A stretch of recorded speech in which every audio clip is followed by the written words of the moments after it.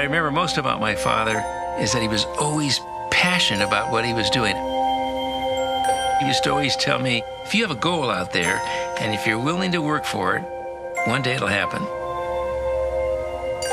It was his curiosity to try to understand how nature worked, how science worked.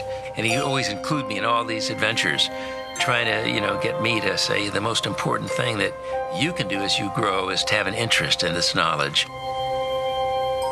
He loved to talk about his experiences in China, where one of his earliest observations were that the people who lived in the agricultural areas had embraced different types of eating habits. He said he woke up one morning with an idea.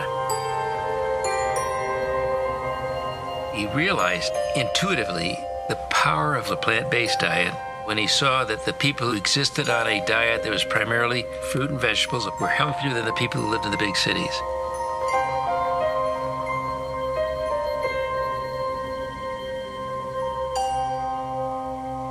Theorized there must be hundreds, maybe thousands of important factors in a plant-based diet that were important in human nutrition. And he began to conceive of a supplement that you could make from plants that you could add back to the human diet. And then he came back to the United States in 1927, and 7 years later introduced NUTRILITE into the marketplace.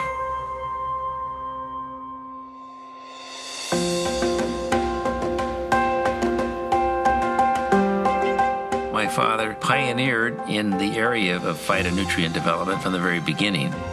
He was always working on experiments, trying to figure out ways to share it with other people. I think it was born out of his desire to help people. He did these simple little experiments with plant materials, and he saw these colors showing up in a chromatographic column.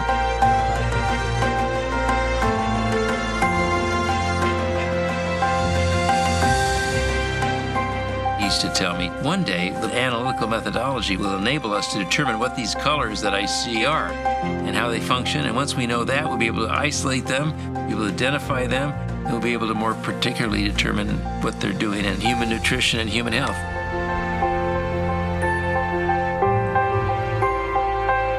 I think we've come a long way in discovering what nature holds, but we have a long way to go. I think we haven't scratched the surface. My dad would say we haven't even scratched the scratch. His thoughts way back then were very far-sighted, and now we're beginning to realize he was spot on. We've got to take responsibility for ourselves, our own health, the health of the environment, if we're going to protect and strengthen our society for the future.